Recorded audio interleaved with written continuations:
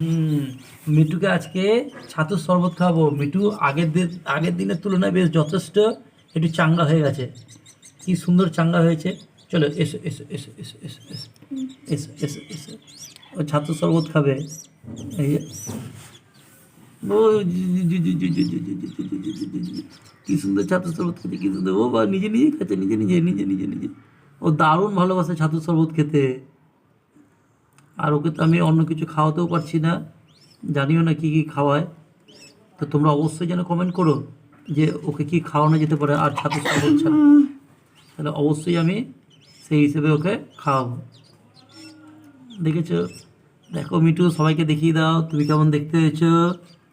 ও আর কয়েকদিন, তারপর যখন একটু বড় হয়ে যাবে তখন ও নিজে নিজেই চলে যাবে। যাবে না মানে কালকে একটা বিড়াল এসেছিল, বিড়ালটা ওকে দেখে